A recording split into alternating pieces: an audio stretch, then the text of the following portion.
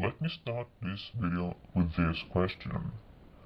Do you believe in God? Chances are you do. And you might ask yourself the question, why did this guy ask me that question?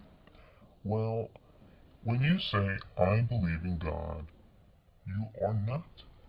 Chances are you are not really saying, I believe in God. What do I mean by that? Well, there are a lot of different religions on earth. There are not many religions that do not promote a strong orthodoxy. A lot of religions, they claim that they are the best one. If you are going to be saved, you have to follow this religion. If you do not accept Muhammad as an example, you will be tortured forever. There is a problem with that phrase. There are a lot of problems with such a way of thinking, and this is orthodoxy. This is how an orthodox person thinks. Well, who is God?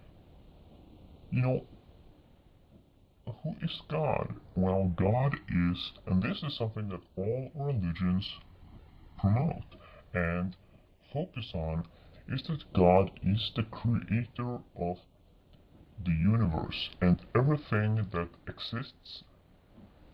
Everything. God made everything that exists by purely thinking. God began to think and things came about. So we are merely figments of a great dream, you can call. So it goes back to the Matrix thing. And this and all religions promote that God is an omnipotent, omniscient, and omnipresent being. A being of Omni. So you might ask, maybe God should be called Omni instead of God. Okay, that's another topic. Anyway, God or Omni or the Universal Father or Father, as you may call him, are omnipresent. So how can it be that God is only in the Bible? Is that possible? How can a God who created the entire universe only be in the Quran? That is kind of strange, isn't it? Well, there are 10 trillion planets or so, something. No, there are actually a lot of more planets. There are tons of planets in our universe. Many of them very likely contain life. We have seen that life can evolve in all kinds of extreme environments. And I've discussed that in another video. So, back to the topic of why are there so many religions? Why are they so orthodox? Well, this goes back to the idea that I like my buddy. My buddy and I have the same interests. There is this new kid on the block. I do not like him because he is new. I do not know who he is, and for that reason, I think he is an idiot. This is not isolated to religions. No, this way of thinking is inherent in human nature. And this is a way of thinking God really wants to go away. The animalistic idea of instincts. The instincts that the tribal idea. The tribal idea is the great challenge in our current times and also in our past. To give an example of instincts and tribalism in our current times is the conflict in Iraq. There you have the Americans or the Western world against the terrorists. That's another topic as well. Although, back to the part about religions and God, because an omnipresent God, if you answered my question in the beginning, yes, I believe in God, I believe in, the Bhagavad Gita, that's my concept of God. If you said yes and used one book as the fundament of your religious faith, then you do not believe in God. You do not believe in an omnipresent, omniscient, and omnipotent God. You believe in a God that can be placed between a couple of thousand pages. That is quite ridiculous. If you think like that, you do not believe in God. You believe in a tribal God. But the tribal God is not the monotheistic God of the universe.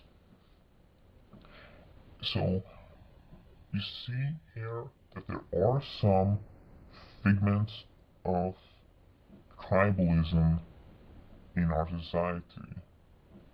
And this is something that has to be done away with. We now have the most updated concept of God, and that is monotheism. We believe in the one God, we know the one God, we know it is the truth, but why do you not study other religions? Ask yourself that question now.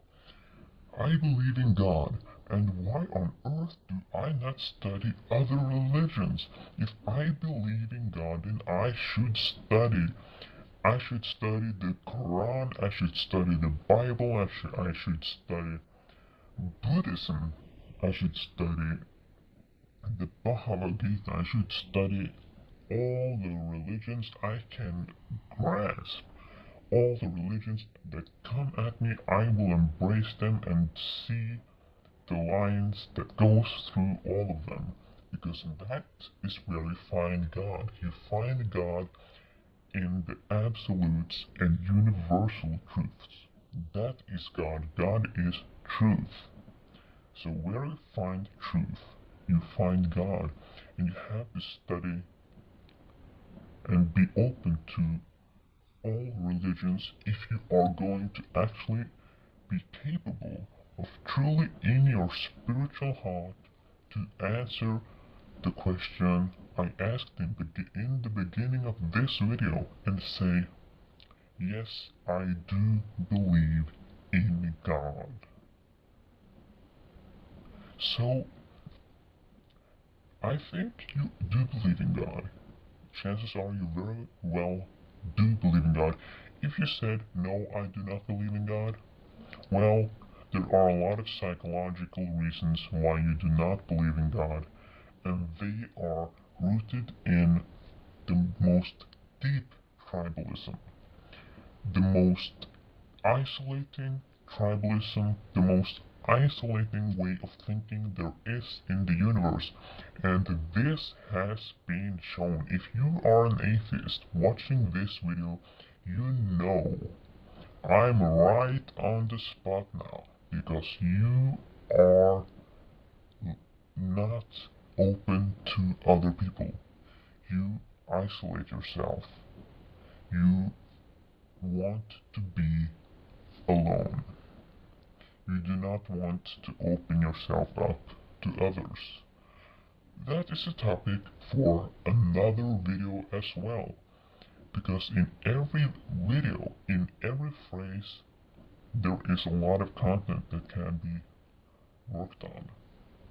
So I would want you now to think about what I have said in this video and to ask yourself that question. Who is God? And how do I find and how do I perfect my ideas about God? And when you study many religions, I would love for you, I would love for mankind to rethink our ideas about God and to see how amazing convergence and truth and universal truth is. And at that point, we will actually truly have found God.